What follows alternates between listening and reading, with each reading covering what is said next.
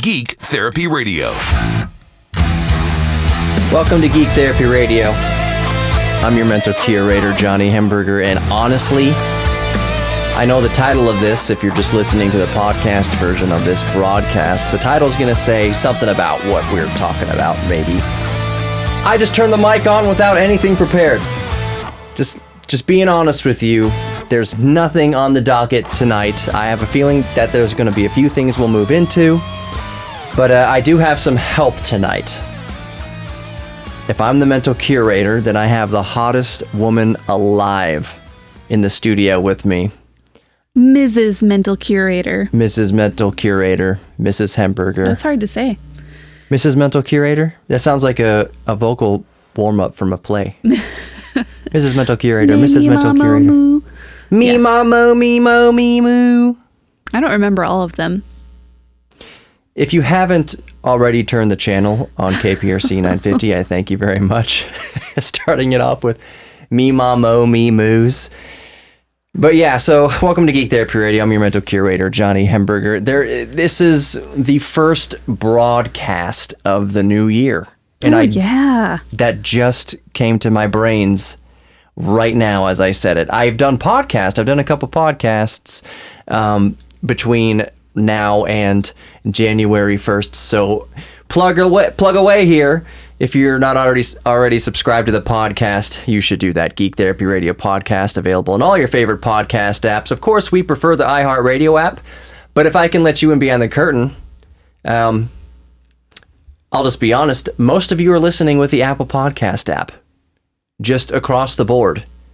iHeartRadio is the number one podcast platform. They're the number one podcast host of podcasts, but it turns out you guys are mostly listening to the podcast that we host on iHeartRadio on the Apple Podcast app. So however you're listening, we very much appreciate it. Geek Therapy Radio on any sort of podcast app that you're listening to. On Android, I prefer the Pocket Casts app. I should say, I prefer the iHeartRadio app on Android for podcast. But you know what? Here's the thing about iHeartRadio.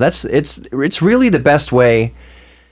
Whatever your favorite podcast app, you can't listen to live radio on any other app. That's for dang sure, in full fidelity. So if you're listening to the broadcast right now on AM radio, if you're listening to this live broadcast on iHeartRadio, you're getting the full digital fidelity. And I know that when I make the show, that I upload the show, I load the show into the system at iHeartRadio in its top fidelity that I possibly can. I forget what codec it saves it converts the audio to before it goes out on the air. I know it's an MP3 of some sort. That's just the way it is. Actually, I gotta think about that. Either way, I'm on my end uploading the highest quality audio. You can listen to it on the iHeartRadio app. But however you're listening to the podcast, that's great. Just search for Geek Therapy Radio podcast. As I mentioned, in the studio this week, I have the hottest woman in the world. It's my wife, Sarah Hemberger. Mm-hmm. Thank you for being here. I'm grateful to be here. Are you grateful? I'm just so happy to be here. She's doing her Sudoku puzzle. Sudoku puzzle. Yes. This is like the first one that has legitimately stumped me. I'm 44 puzzles in. You started at 1 and have just gone through. Is there any before 44 that you've just left left incomplete? No. Really? Yeah. Full 44. Well, So- I'm on 44 and I'm stumped. Did you? Okay, so in the past, we're all geeks about something, and Dump Truck Dan, if you're out there, you were my first caller here on the Geek Therapy Radio. This is not a live show right now, but Dump Truck, he said he was crossword puzzles. He was a geek about crossword puzzles. So some of us are geeks about Sudoku, and I went through my Sudoku phase. I still like Sudoku well enough, but what I'm getting at is, if you, my beautiful wife, Sarah, have completed 43 up until this point, I think most people would get, let's say they got to number 17 and it was a stumper. Yeah.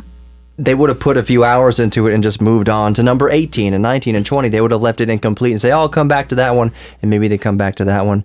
You didn't do that? Have you just stuck with one I puzzle think and stuck with it? It doesn't say. I've had other this is real geeky.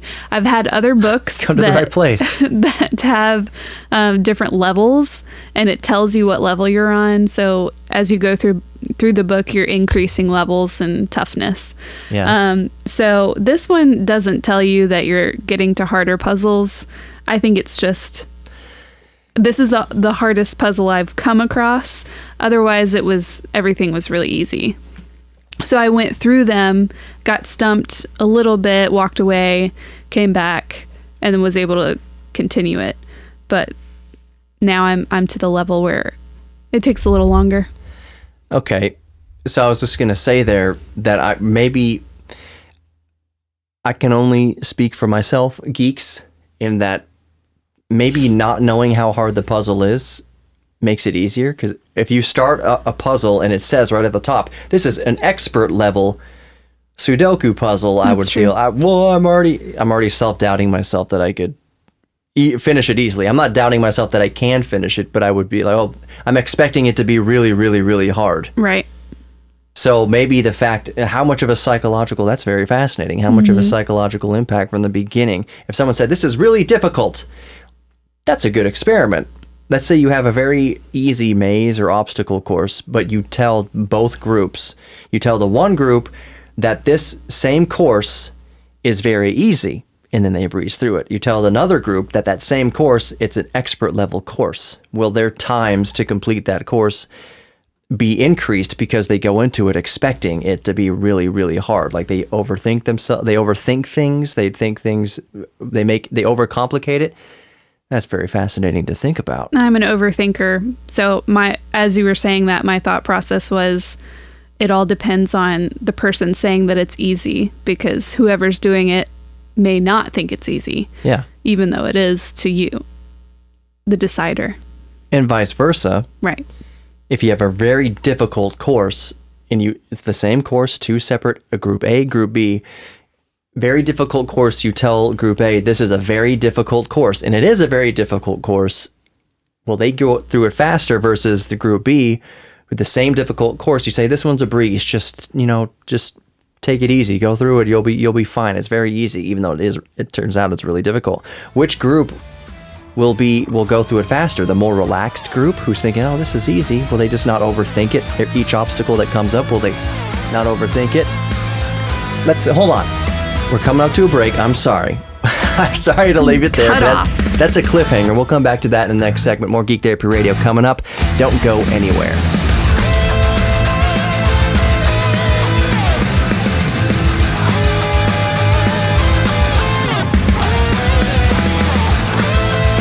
Welcome back to Geek Therapy Radio. I'm your mental curator, Johnny Hemberger, joined by Mrs. Mental Curator, Sarah Hemberger. And we were talking about not Sudoku puzzles specifically. That's what the tangent got off to. But it was, if two groups of people, just to refresh, if you're just joining us, you just tuned in during the commercials, you're listening to the broadcast, don't know what the flying heck we're talking about here. I can say hell. It's past the watershed. But hell doesn't fly. Hell doesn't fly. You said, what the flying? Oh my goodness. Okay, so to bring you up to speed, we were talking about a mental experiment, a mental exercise, I guess, and how it would translate well into a real world experiment. You have two obstacle courses. You have the one obstacle course. You have the one of the exact same obstacle course, and you tell group A, hey, this obstacle course is easy. You'll breeze right through it. And they go through it, and you see the average time that it takes the 10 people to get through the course. And then you tell the group B, the exact same course, this course is an expert level course. We're timing you. Don't mess up. Who will do the course faster? The expert level course that group A did, thinking it was being told it was easy, or group B did, being told it was hard. Vice versa, an easy course. Let's say that one course is very easy and group A was told it's very easy, group B is told it's hard. They were lied to and told it was very hard. Would the group facing the easy course but was told it was hard take longer to complete the course because they're psychologically doubting themselves, preparing themselves? They've already told themselves it's very hard. Would they slow themselves down? Oh, this corner can't be that easy. Maybe there's something I'm missing here, booby traps or secret keys that I need to find or something to unlock the next level. That's a good point. I think that's probably the case. I think either this can't be this easy or, like you said, overthink it and yeah. Yeah. I would agree. See, it's like tossing off the response to a question to your guest on the radio show. Yeah. Do I need to come up with some articulate answer here? Can I just be myself? And I'm telling you, you can just be yourself, and that's fine. We're all geeks about something. We all explain things a different way. Can I just dote on my wife real quick? And this is one of the topics I knew that I wanted to get to. That's why you wanted me on tonight. No, I'll tell you. Your listeners, you're listening to a lover's quarrel right here.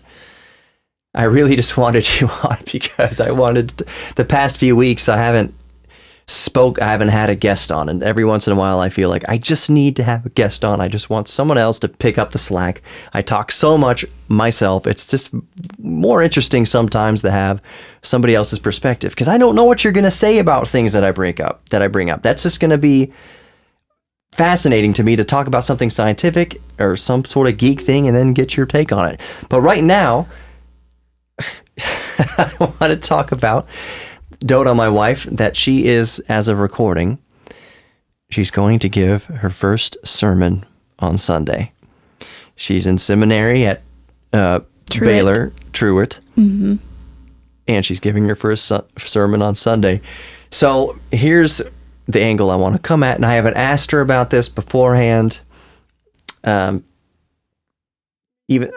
I suspect I know what the answer is going to be. You're making me nervous. My wife. I'm not making you nervous. That's the question. So here's the question. Not that's the question, but here's the question.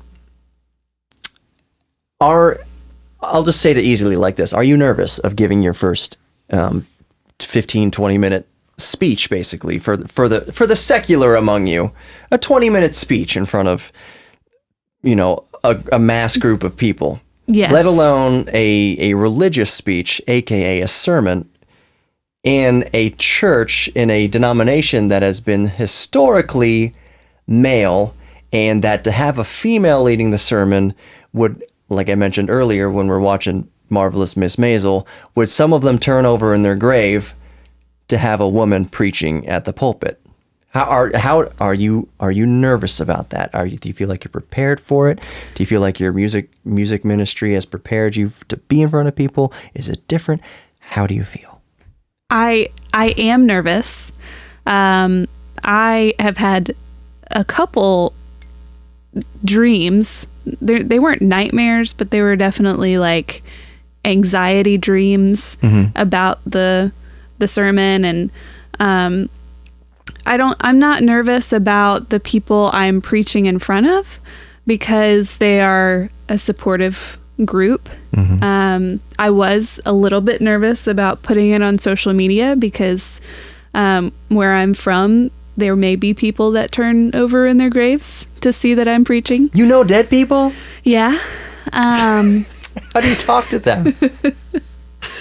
I can't tell you that. Okay. No, I think that we have progressed in way past that, and that women have just as much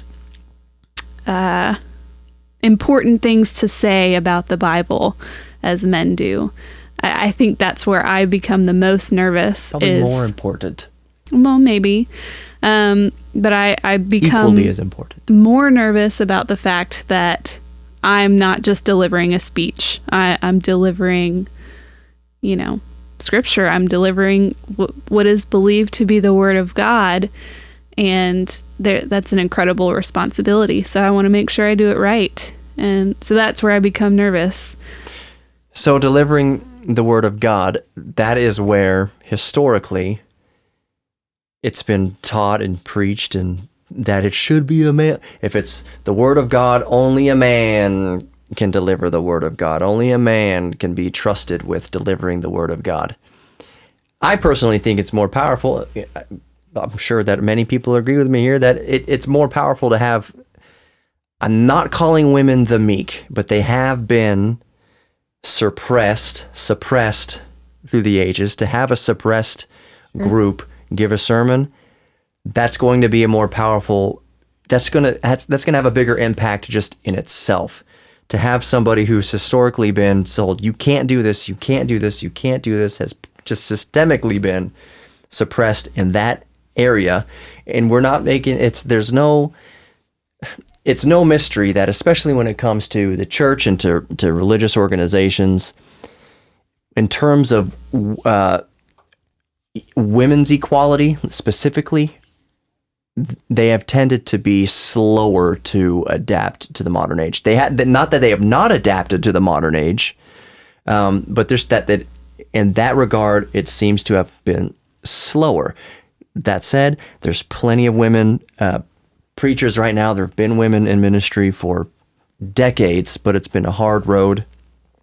Particularly for our denomination, there are many other denominations that fully embrace women in the pulpit. Yeah. And I hope that we can all get to that, not just in gender roles, but racially, culturally, because that is still a problem as well. Yeah. So I'm very, very proud that my wife, in our church, don't get me wrong, we've had women preach at our church before. It's for a Baptist church. This is not our first time. No, this is a very progressive church in a very diverse, extremely diverse congregation, both in political views. It's probably more conservative than it is. No? Do you think? I don't really know. It doesn't matter. The point is that it's even a question that it's diverse enough if we don't know exactly. Sure. But we're just talking politically there. Well, that's the thing about a church, is that you're taking people from different backgrounds, different ages. Our oldest member is 98 years old, and I'm almost 30. So there's a diversity in age, in race, and in background. And the one thing that brings us together is our faith. Right. And that it's a beautiful story that ends up being told. Yeah. So I want to touch on the oldest member of the church when we come back. More Geek Therapy Radio. That's very good time awareness, babe. I'm watching. Awesome. She's looking at the screen. More Geek Therapy Radio to come. I'm your mental curator, Johnny Hamburger, with my mental Mrs. Sarah Hamburger. More discussion on just fascinating geek things, and we'll continue with the church stuff in a second. More Geek Therapy Radio coming up. Don't go anywhere.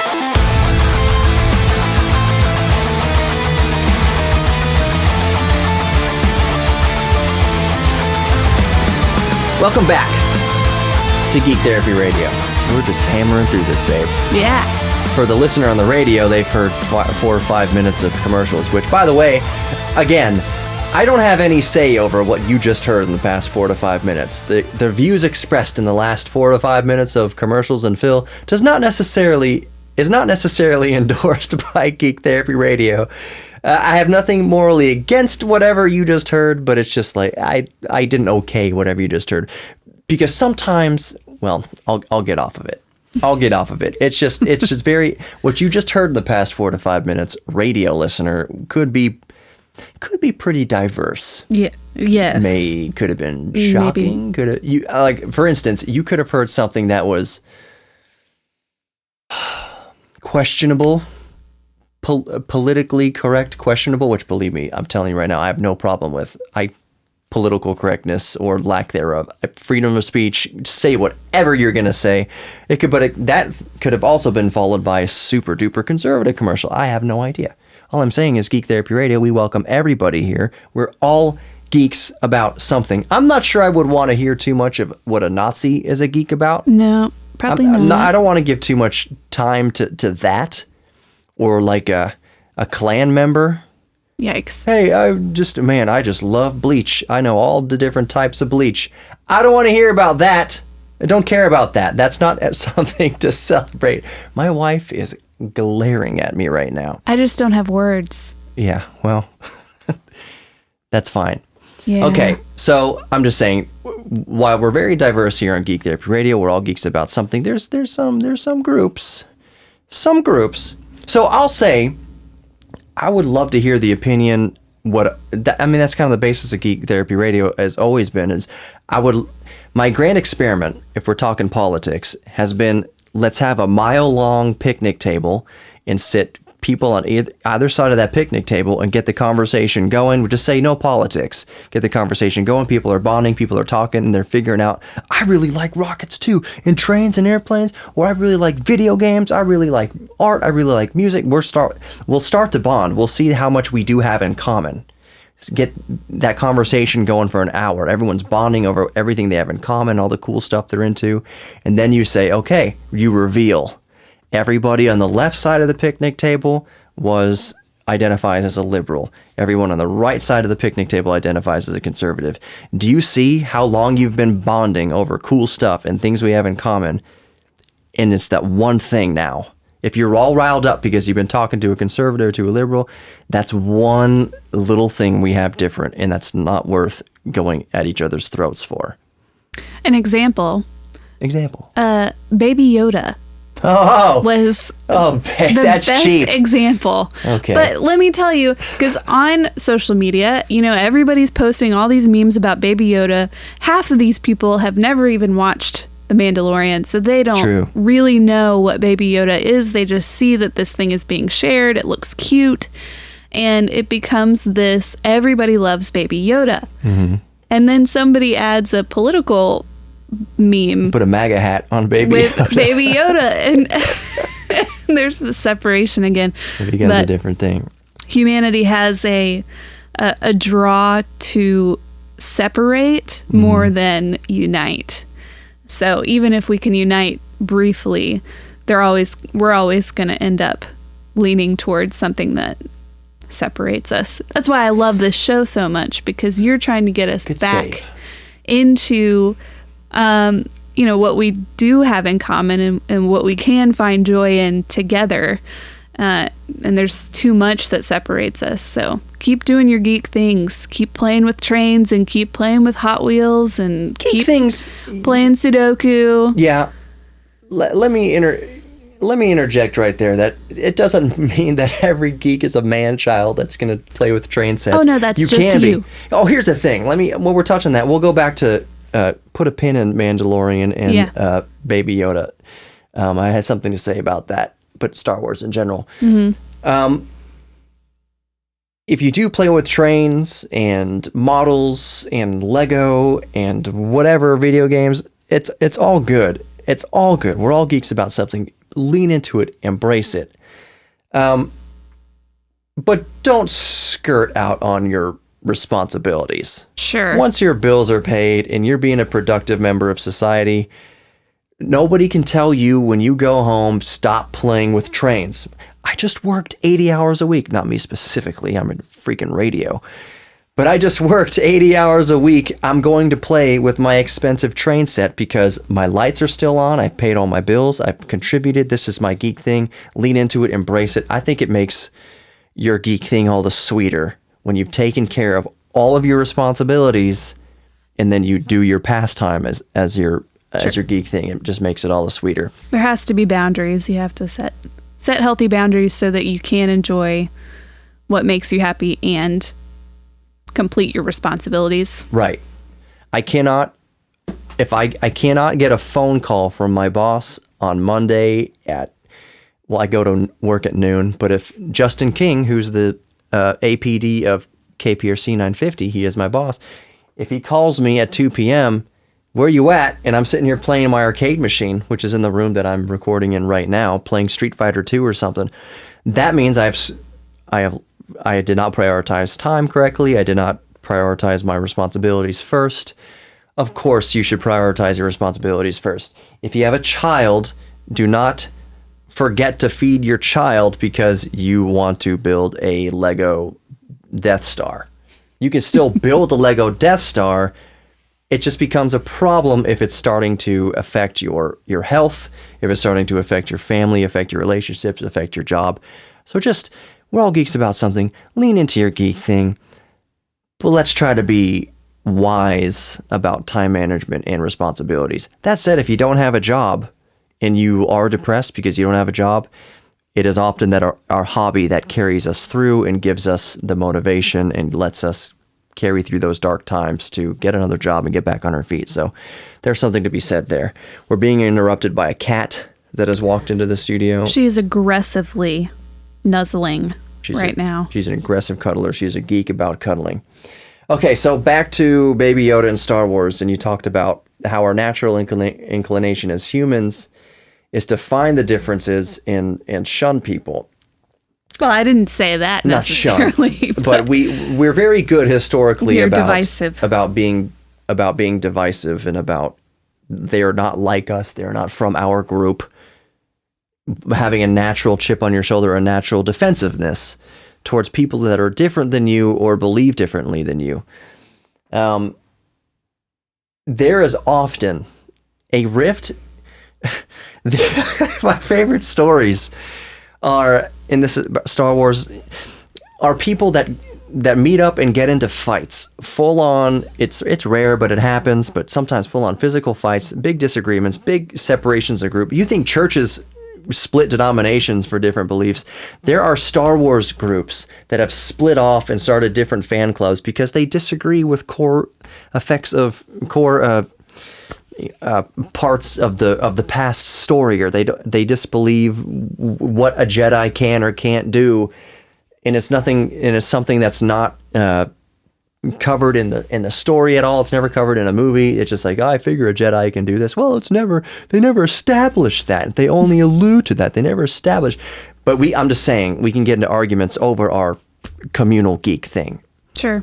It is a possibility that very fervent fans of a thing can get pretty divisive and split denominations of Jedi Order. An example of my time would be Team Edward or Team Jacob. Jeez. Now, people weren't being mean about it, but they definitely chose teams. But that's based in who you would, Fall in love with. Oh, yes, fall in love a with. Vampire or a werewolf. Is that Twilight you're talking about? Yes. Sparkly vampires. I think, thank God. I mean, unless you're into the party thing. Yeah. There was a good 10 years where we just, vampires are dead. Come on. We've played out the vampire thing. After Buffy. We're done. Then it was zombies, and there was an overlap of zombies and vampires for a while, but I think even now zombies, it's kind of getting played out a little bit. What's that show?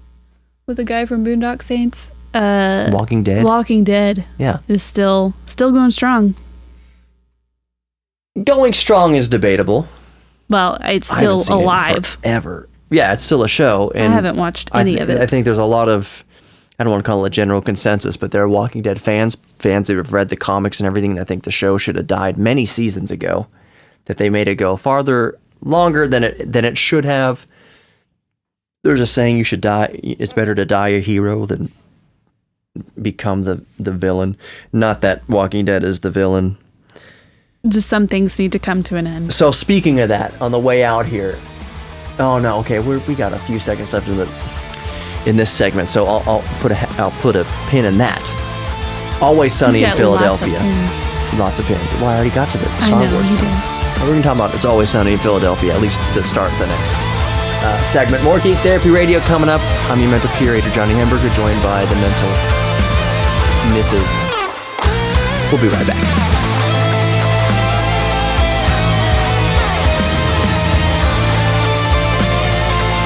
Welcome back to Geek Therapy Radio. It sounds silly to keep saying, welcome back to Geek Therapy Radio for the people that are just listening to the podcast, because we never went anywhere. The bum music just fades in and out, and we're in new segments. Multitasking. I call the broadcast, because it's 2020 now. I almost said 2019. It's 2020 now. The broadcast is promotion for the podcast. Now, one of my goals in 2020 is to get the broadcast to an hour where the sun shines. And that's where I will be working. What I'll be working on, that's one of my New Year's resolutions, is to keep the ball rolling forward on Geek Therapy Radio. There may be life events happening this year, maybe or maybe not, who knows. No. If you are so inclined and inspired and you really want to see Geek Therapy Radio at a different time, Yeah. who should they contact at iHeart to can they write emails? Can they make phone calls to say that they're interested? Good job, honey. What? You can call up 7. Yeah, okay, awesome. Let's do this. Let's do this now. 713-212-8000. That is the receptionist. That is iHeartMedia, 2000 West Loop South. Call them up and say, I would like to talk to Justin King, please. Brian Erickson, Eddie Martini, Mark Sherman.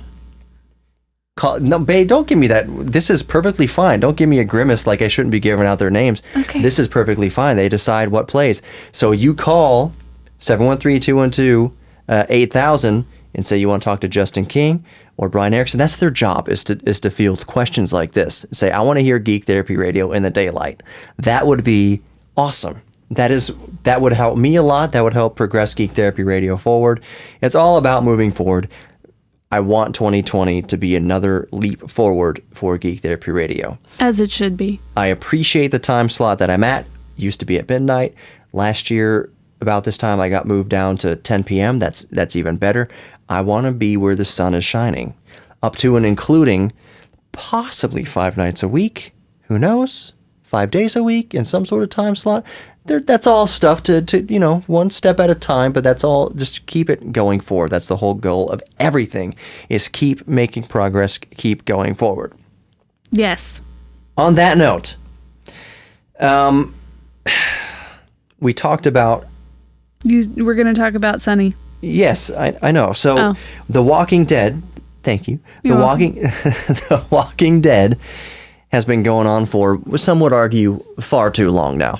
And I would make the same argument, but I'm also talking out my butt because I haven't seen it in the past several seasons. But I feel like when I was done with it, that was a good time to be done with it. I really didn't care about it when I left it a few years ago. The show's gone on too long. You know another show that's gone on for 15 years at least too long? I'll say it, even though this might get me some hatred. The Simpsons. Oh, because, yeah. The Simpsons has long outlived its relevance, and it's long outlived its prime. The prime for The Simpsons, I think, ended early 2000s. No disrespect to The Simpsons. It was a great show. Sometimes it's still clever, but it is a shadow of its former self, and it's only getting by on its name now. It is not what it used to be. So that brings me to Sunny in Philadelphia, which I believe the season 13, I think this was the last one. I don't know. I believe if it's not the last one, they're nearing the end. They're not renewing. We're getting close to the end of Sunny in Philadelphia, and that's fine. As much as I adore It's Always Sunny in Philadelphia, it's time to be done. I would rather it be done. I feel like it's climaxed. It has peaked, as Dennis said. It has, in the past, he said, I have not begun to peak. I think Sunny in Philadelphia has peaked, and it's on that slight little first inclination of a tip downward. They're all in their 40s now. They're all like approaching 50 years old, and it's the Fonzie effect. Nobody wanted to watch Happy Days as the Fonzie turn from cool guy into creepy old dude hitting on teenagers. Yeah. So nobody wants to see, as funny as Always Sunny in Philadelphia is, and maybe we would be willing to see middle-aged people going on the same sort of antics, but at the same time, all the writers of the show, all the cast of the show, they're just getting to the end, and they know that they're not going to keep beating a dead horse. They're not going to keep doing it just because of the name of the show, just because they know that people keep watching, because they know that what if they could do another one or two good season? Eventually they would get to the point where they'd be hated. Eventually they would get to the point where people would think, longtime fans would say, you should have killed this thing 2 seasons ago. Right. So I think them, as lovers of comedy and lovers of TV and sitcoms and stuff, they just decided, we're going to go out a hero. We're going to end this thing soon. While we still we're not looking, our age is not showing so much. Some of them, I don't want to sound catty. They don't look, if you can't recognize their faces anymore because there's been so much work done, it's time to call it quits. Yeah. I knew what you were getting at, so I decided to. So some of them, Charlie hasn't changed No. at all. He's the same. Charlie hasn't changed. Dee does not look like the same Dee from the first season. She is completely altered the way she looks. I'm not saying in the worst way ever. I'm just saying is not recognizable. Some have altered themselves in good ways. Mac has gotten extremely fit over the last season, but that was also on purpose for the show. Right. His whole transformation of gaining mass. Of thinking that he was stronger than he was, and then getting fat, thinking that he was cultivating mass, and then he did get ripped. But there's a whole lot of many seasons where he thought of himself as more than he was. Then he just got fat to cultivate mass, and then he actually did get ripped. But when he did get ripped, that's the exact same time that he came out as being gay. Right. So it's very funny. Dennis just looks horrible. Yes. It just doesn't look. I think he's had more work done than Dee. Maybe. I shouldn't say horrible. But definitely aged. Yeah. And he was a smoker, and I think it's fair to say that is shown. Sunken eyes, the dark circle, like he smoked. I don't know if he quit smoking, but he smoked for a long time. Glenn Howerton is the actor that plays him. He has been a smoker for a long time, and it has taken effect on skin, as smoking tends to do if you smoke for decades at a time. So anyways, the show's still funny. The latest season, if we aren't already in the last season, season 13, if there is a season 14 and that's the last season, it's going to be great. Everything's going to be really funny. I can't wait to watch it if there is another season. But I'm fine if there is another season with that just being done. I want to go back and watch every episode of It's Always Sunny in Philadelphia, knowing that every single episode is a banger, and not get to season 14 or 15 or whatever and say, okay, well, you could skip 14 and 15 because that's when they were really scraping the bottom of the barrel, and it's just bad. They don't want to be remembered as going on too long and being remembered. When you leave a room, when you enter the room and you give a really good speech and everyone loves you, capture the room, everything's great, but the last thing you do is crap your pants, rip a juicy fart and just crap yourself. They're not going to remember. They're not going to remember how you captured the room. It's like, oh yeah, that was the guy who crapped himself. That wasn't excellent example. Very graphic, but you got the point across. But I think they're going to continue to do the show as long as they're making money. Well, regardless, we're going to have to leave it there. Thank you for listening to Geek Therapy Radio. Visit my friends at Best Automotive in Kingwood on North Park. Very special thanks to my wife, my mental missus, for coming on Geek Therapy Radio. Thank you for coming on, babe. Thanks for having me. I picked you because you were here. The most beautiful person. Picked me in desperation, folks. Well, I guess Sassy's snoring in the corner. I could have just put a microphone on her snoring. More Geek Therapy Radio next week. Thanks for listening.